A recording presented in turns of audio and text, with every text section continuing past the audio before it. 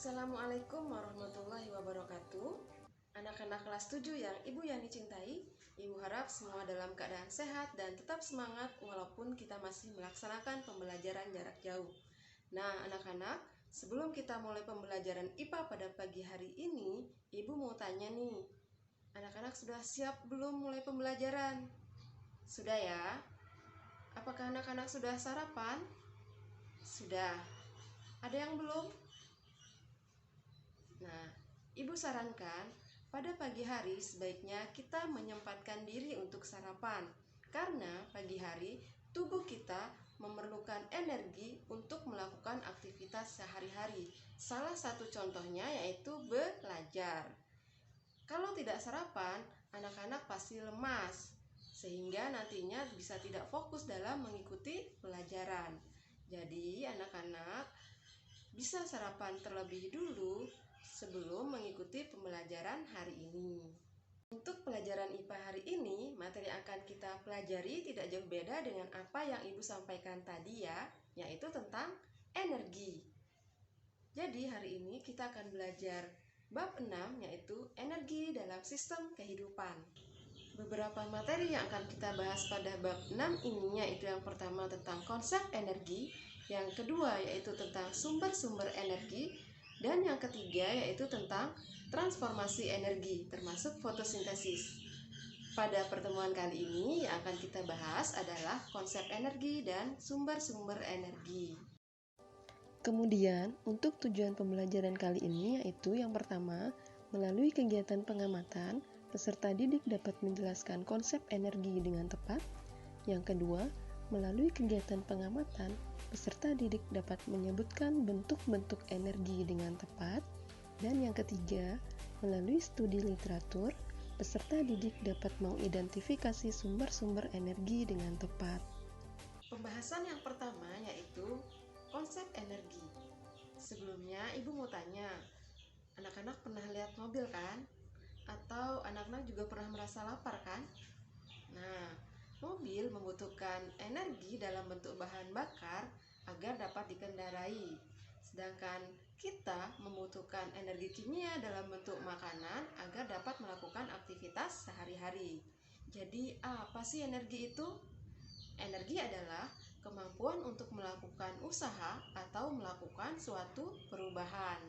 Terdapat beberapa bentuk energi, diantaranya yang pertama energi potensial, yang kedua adalah energi kinetik, yang ketiga energi kimia, dan yang keempat adalah energi listrik. Selain 4 energi tersebut, masih banyak lagi energi yang lain. Akan tetapi, di sini kita hanya akan membahas 4 energi. Yang pertama, energi potensial. Energi potensial merupakan energi yang dimiliki oleh suatu benda karena posisi atau kedudukannya. Contohnya yaitu ketapel.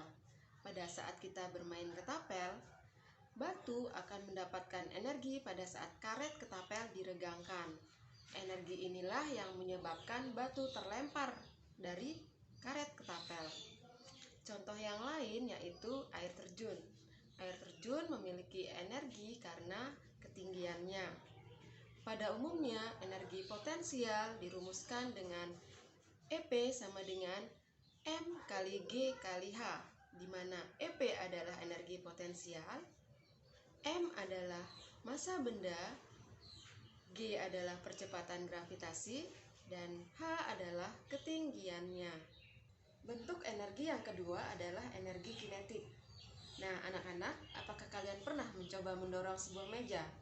Nah, meja yang kalian dorong pastinya akan bergerak. Setiap benda yang bergerak memiliki energi. Energi inilah yang disebut dengan energi kinetik. Jadi, energi kinetik adalah energi yang dimiliki oleh suatu benda yang bergerak atau berpindah.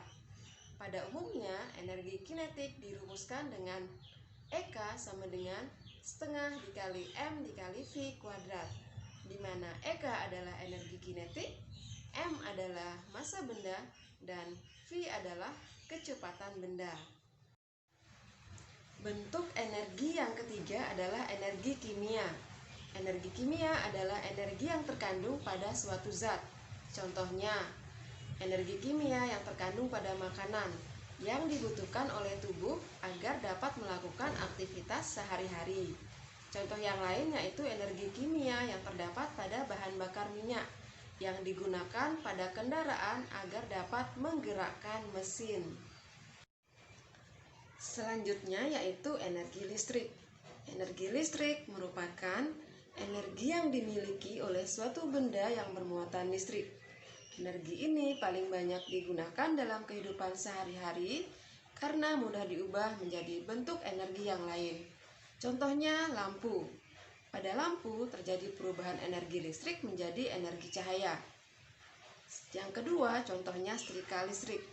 Pada setrika terjadi perubahan energi listrik menjadi energi panas. Nah, untuk contoh yang lain, anak-anak bisa cari sendiri ya di rumah. Pembahasan berikutnya yaitu tentang sumber-sumber energi. Sumber energi dibedakan menjadi dua, yaitu yang pertama, sumber energi tak terbarukan, dan yang kedua, sumber energi terbarukan. Sumber energi tak terbarukan adalah sumber energi yang suatu saat akan habis dipakai. Misalnya, sumber energi yang berasal dari hasil tambang bumi, yaitu batu bara dan minyak bumi. Sedangkan sumber energi terbarukan adalah sumber energi yang tidak akan habis dipakai karena ketersediaannya di alam itu berlimpah. Nah, contohnya yaitu energi matahari, energi air, energi angin, dan energi tidal atau energi pasang surut air laut. Nah, anak-anak, coba kalian sebutkan contoh lain dari sumber energi tak terbarukan dan sumber energi terbarukan, karena masih banyak lagi contoh yang lainnya selain yang ibu sebutkan tadi.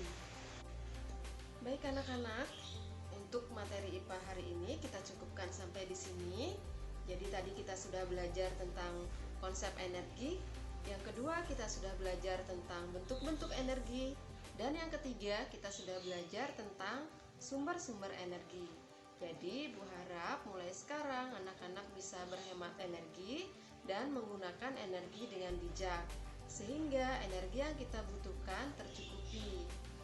Contohnya pada siang hari anak-anak tidak boros menggunakan lampu atau listrik, menggunakan air seperlunya, dan melakukan berbagai hal yang dapat menghemat energi.